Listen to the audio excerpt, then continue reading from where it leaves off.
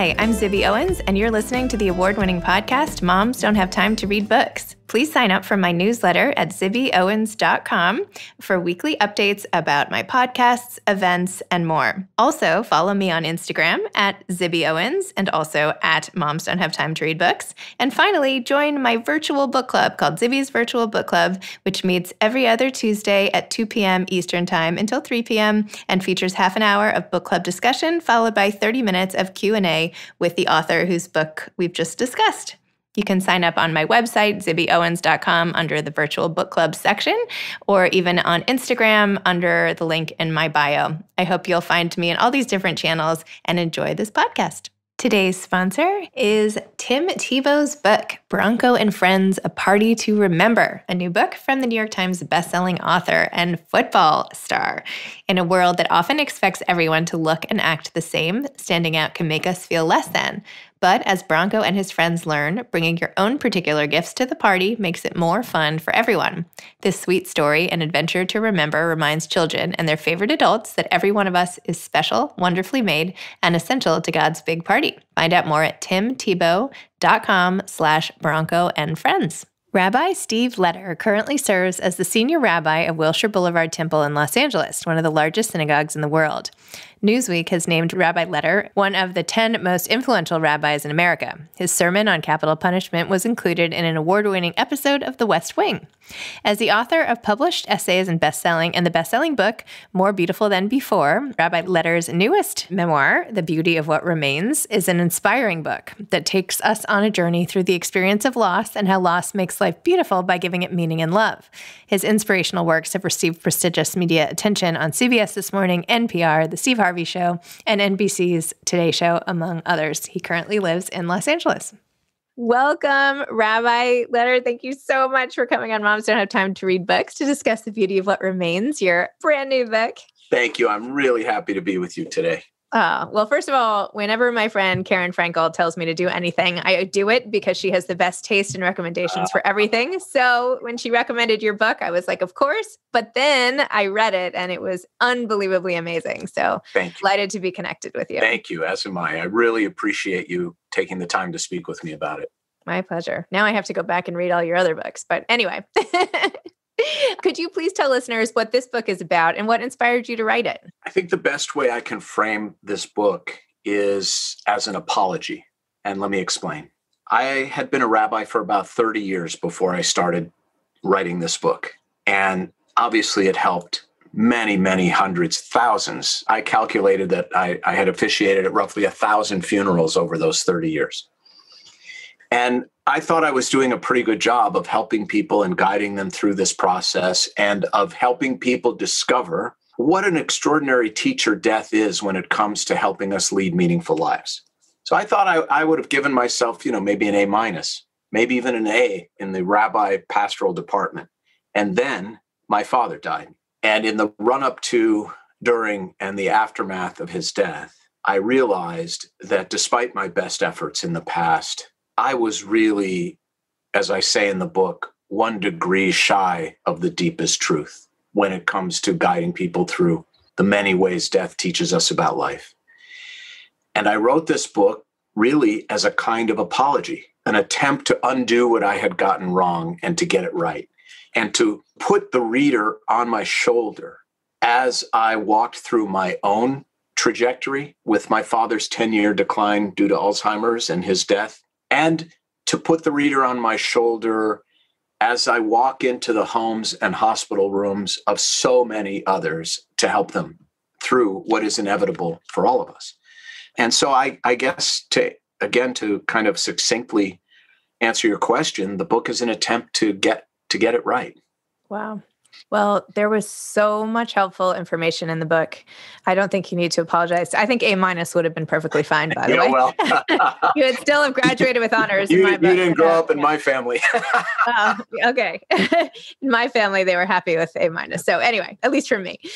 No, I think that you, even without that layer, you had so many tidbits and anecdotes and stories from the many people you've helped, including really gut-wrenching decisions like what to say with your rabbi hat on versus your Steve hat on to the woman who wanted to know if her family could assist in her death at the last minute and you didn't know what to do, to all these other moments where you've helped families sort of say goodbye, moments you come in with jokes. And I appreciate you putting in a few jokes in case the rest of us are really at a loss and need a good one to buffer our conversation skills. Yeah. I'm going to have to like photocopy those and hang them up.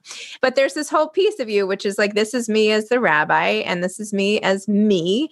And then this book, I feel like, is like where the two come together. Well, I did want to explore in this book the tension and the dance that goes on within me when I am both rabbi and friend, rabbi and son, rabbi and husband, rabbi and father. And often those are aligned, but sometimes they're in conflict. And what I really, really tried to do in this book is to weave that conflict and that tension and that resolution throughout the entire book. It's another component of putting the reader on my shoulder, because so few people see behind the curtain when it comes to what clergy really do and how they do it. And so few clergy, honestly, understand the dynamic within themselves that has to be resolved. The cognitive dissonance between, in my case, the rabbi and the man, the rabbi and the son. And addressing that conflict has made me a better rabbi and a better son. And that's the end result. And that's part of the reason I called the book The Beauty of What Remains. There are other reasons, but that's a big part of it, is that once you engage in that internal conversation, what remains is really, for me, something quite beautiful. Well, one of the most helpful pieces of advice in this book, and there is just so much, is for anybody who's feeling anxious about death, it means they're not dying. Yes. And that you can just go back to living and wait. Yes. Because time when you die, then you can start worrying about it. For somebody with like immense amounts of anxiety about everything like me, that was very helpful. Yeah. Here, I'm just going to read this one quote. You said, most people are ready for death the way we are all ready for sleep after a long and exhausting day. We just want to pull the covers up around our aching heads and settle in for the peace of it all. We are not anxious about sleeping. We are not depressed about it. We are not afraid of it. Disease, age, and life itself prepare us for death. There is a time for everything. And when it is our time to die, death is as natural a thing as life itself. Consider this very good news for those of us who fear death.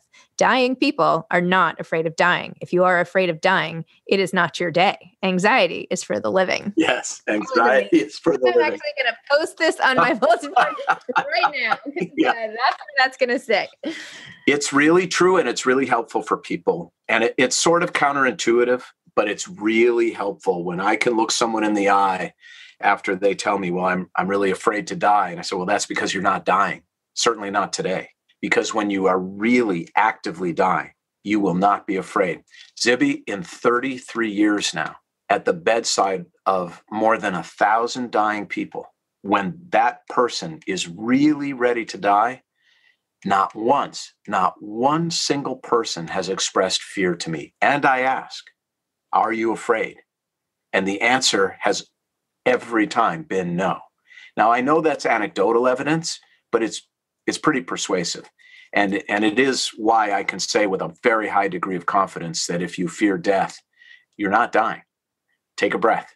You know, it's interesting. My grandmother just passed away. She was 97 and had been very healthy until the very end. And because of COVID, we could only say goodbye over FaceTime, which was just so horrific beautiful. And just so sad. So she was there with an aide. And as she was unconscious at the end, I was like, well, is she afraid? Did she say she was afraid? Because when she was alive, she was always talking about how afraid she was to die. Yeah. I'm like, does she know she's dying? Is she afraid? And she was like, no. I mean, maybe she was just saying that to make me feel better. But she said, no, not at all. No, I told her I was right here. And she said, okay. And then when I would say over FaceTime, like, you know, Goggy, don't be afraid. Everything's okay. She just her eyes kind of flickered, and that was it. And I didn't see any fear. I just felt like, I don't know, a sense of peace. Yes, there is a point in life when death makes sense, but you have to be at that point in order to understand that. Well, so I guess it's good I don't understand it. Well, it's a sign that It's a sign that I'm alive. that you're alive and not actively dying. Correct. Right. So, but the rest of your book, though, talks about not the rest, but a lot of your book talks about the effect of death on the living, right? And the loss of other people and the effect of illness, like all the things you had to go through with your dad. I mean, that was, oh my gosh, the scene with you tossing the balloon at your dad. I mean, all these moments of cry when you go and cry in the hallway and you can just put yourself in your shoes time and time again and feel that pain and suffering. Anyway, but the rest of it is about how you deal with the loss. And you had great advice on that too. And even how it says, you say it won't always hurt so much. You said, I used to think that what they meant was that eventually grief abates, the ache diminishes. Now what I think they meant was not that it won't always hurt so much, but that it won't always hurt so often. That's right. Tell me about that. Well, so many, many years ago, one of the most difficult things that I have to manage is the death of a child.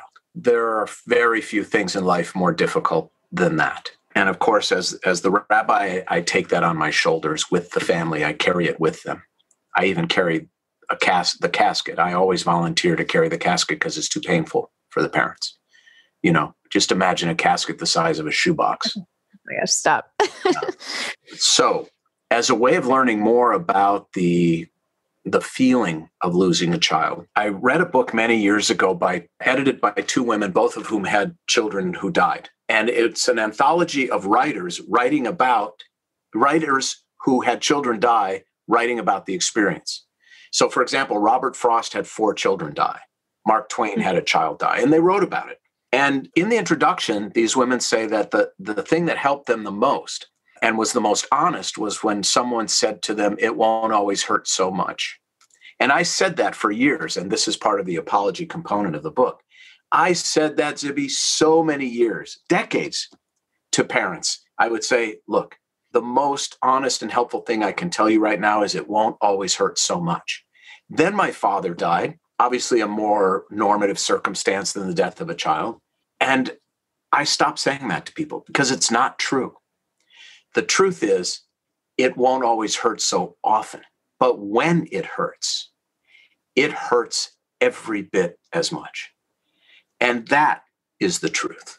And that has to be said and has to be, and I find by enlightening people in this way, it enables them to go with these waves that come at them. I compare grief. One of the things I say in the book is that anyone who thinks the shortest distance between 2 points is a straight line doesn't understand grief, because grief is non-linear. And this business about there being stages of grief, in my opinion, it's nonsense. Grief is much more like waves. It ebbs and it flows. It ebbs and it flows. The waves get further apart. But every once in a while, when your back is turned, you can just get slammed by a rogue wave that you didn't see coming. It can be a song. It can be a taste. It can be a place. It can be something you desperately wish you could share with your loved one who's gone. These waves hit us. And when you're really looking at a wave, you have 2 choices. You can try to stand up against it. And what normally happens then is it crashes in on you and throws you upside down and you're gasping for air and lost and confused. Or you can submit and lie down and float with it until you're able to stand up again. And that's grief. It's the learning to float with it until you can stand again. And that is the honest truth about grief. Well, I have been then on the beach watching this ocean sort of ravage my husband and his sister as their mother and grandmother just passed away from COVID. And I have watched firsthand exactly what you're talking about. And especially the first week. In the first week, every few hours, somebody would fall, right? It was one and then the other and the other. And I was just like running back and forth. And now it's been a couple months and it's still, well, it knocked me over this morning and, oh, well, I was okay. But then, 2 days ago, this, yes. It's exactly it. And it's not predictable. You can't plan for it. No. And I think I think it's always okay when it comes. And I don't think there's a wrong way to grieve. Now, obviously, I'm not talking about a person who, doesn't eat and can't sleep for months and is, becomes clinically ill. But there's really no wrong way, just as there's no really wrong moment or time to feel love, because actually that's really what you're feeling. And that's another way of seeing grief that makes it more beautiful to embrace, which is grief is really a reflection of love. If you think about one of the things I talk about in the book is for everyone. Obviously, I'm a rabbi and I wrote it, but it's really not a Jewish book. It may be a book for Jews like everyone else, but it's not a Jewish book.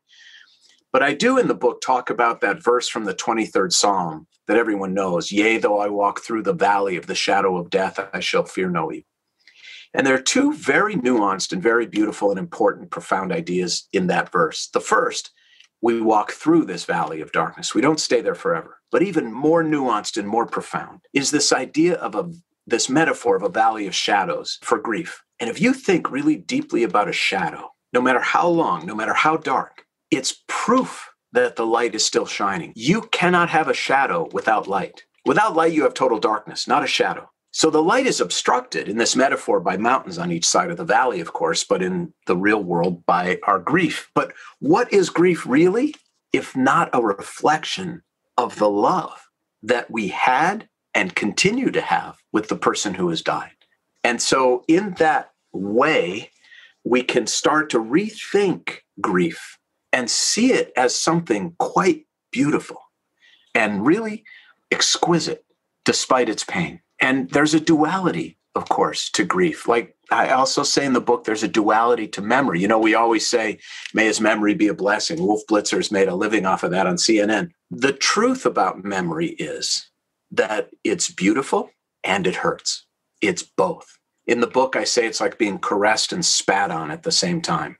That's memory, right? That's memory, you know? And the more we understand the fullness of the experience, the more we're able to find the beauty within it.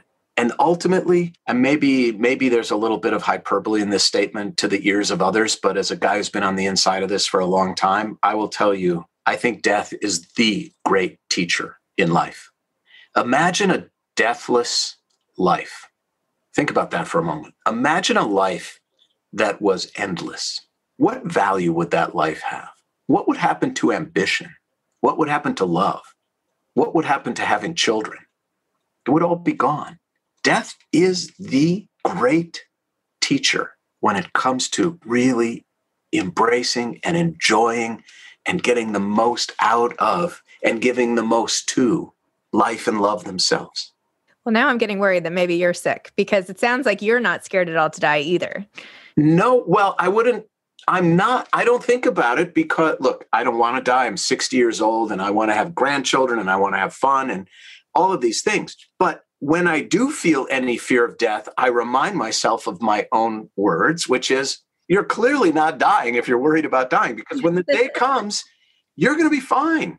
You're going to be fine. You're going to be better than fine because it's as natural, as I said, as birth itself. And you know, my kids worry about, because especially now during COVID, you know, I'm officiating at 3, 4, 5 funerals a week now. Very large congregation, obviously. And, you know, my kids get wind of this and they've been at the dinner table for their entire lives listening to Daddy's Day. And my kids worry about me dying and saying, look, rare accidents occur, but the truth is I am not likely to die until you are ready to handle it. No, that's really nice. I'm going to feel that and tell my kids. Yes. And it's true. Well, we can get to what to say to kids about when they ask you, are you going to die? Because there's a whole conversation that you can have with them that I think will really calm them down quite a bit and maybe calm you down too, Zibby. I don't know. No, I know you wrote about that in the book as well. You had advice on like everything that anyone could ever want. Look, I wanted it to be a field guide and a journey. That's really what I was hoping to do. Put you, the reader, on my shoulder and journey through the resolution of the rabbi versus the son versus the rabbi, the resolution that memory brings to my relationship with a very complicated and difficult father, and also a very amazing father, as most high achievers are. You know, they're complicated and they're amazing. And also to put you on my shoulder on this journey with other families and other situations. And I hope that it's a field guide for this journey. And I ultimately hope that it really helps people. Well, you read it, you tell me and be honest.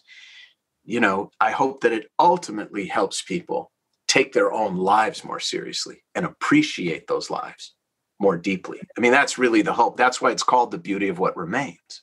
What you said I think one of my favorite lines that I think reflects this. You said, "The profound and simple truth is that we are each writing our own eulogy every day with the pen of our lives." Yes. Yeah. That's also going up on the bulletin board. I mean, these are like profound statements that you make. And it's so true, where the way we live each day, the culmination of that, that's all that we're left with. That's what people will say when we're gone. That's all you can do is like live the way you want to be remembered. It sounds obvious, but it's so important. That's right. And there's this notion that I often share with people about living as a good ancestor. You know, we don't think of ourselves as ancestors. We are, just not yet. And so can you live as a good ancestor? That's a really good question to ask oneself. Am I being a good ancestor for generations yet to be born? You know this line of cleaning products called Seventh Generation? Mm-hmm. That comes from the great law of the Iroquois tribe, which says that when the elders make a decision, they have to consider the impact of that decision on the seventh generation to follow. What a way to live. What a world we would have if we lived that way. Wow. Certainly something to aspire to. Well, that's a lot of cleaning. Tell me a little about the writing of this book. It said you wrote in the book that you took a sabbatical and spent a month in Palm Springs just writing about death in the midst of COVID. Tell me what that experience is like. Well, I had off and on, I set aside time. I need a long runway to write. I'm not a guy who, I have an hour and a half. I'm going to sit down and knock out, 10 pages. I need a really long runway. There's a lot of pacing. There's a lot of straightening up. There's a lot of, snacking on sunflower seeds and potato chips. I need a lot of runway. And I also need to be intensely alone when I write.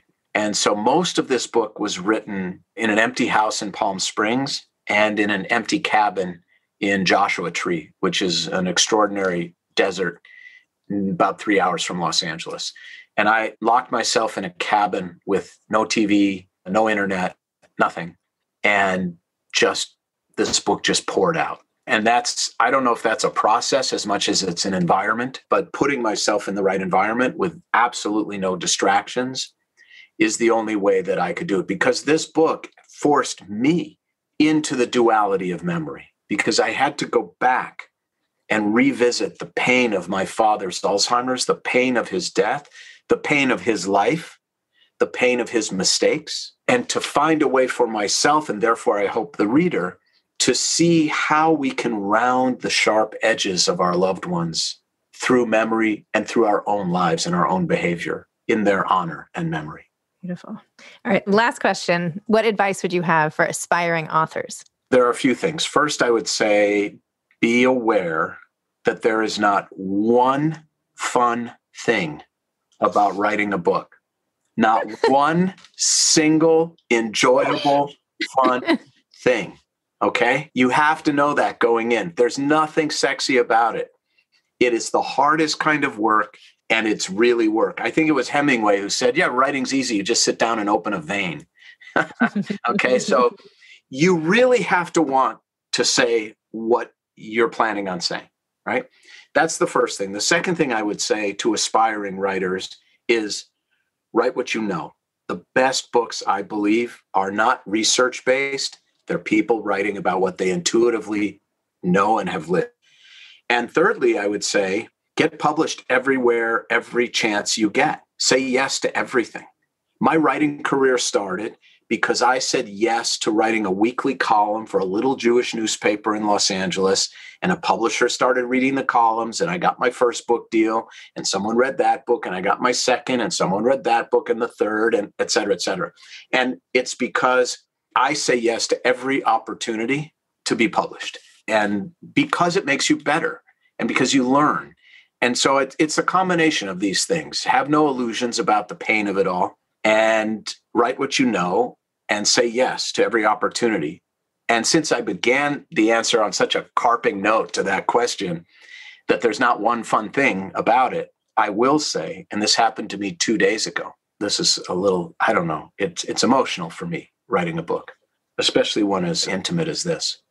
Other than holding my children in my arms when they were born, there is no feeling like holding your book when the publisher sends it to you and you're the first, and you open that carton and you hold that book, there's no feeling like it on earth. I dreamed about it. I was in the writing program at Northwestern as an undergrad. And, this feeling of I am a writer is a very deep and beautiful and powerful feeling. It is not the same as I am a parent, I am a mother, I am a father, but it's in the same universe, and it's pretty amazing feeling. And to know that you've helped people, what else could one ask for than that? That's amazing. You're such a good speaker. You're such a great writer.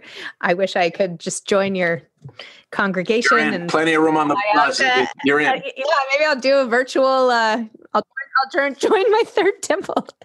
You're in. Anyway, thank you so much for all of your time. Thank you for this amazing and so helpful book. Even, by the way, the article you wrote recently about surviving the holidays with grief in your life, that was also super useful. So Thank you for all of it. And I hope to stay in touch. Thank you, Zibby. I deeply appreciate what you're doing, and thank you.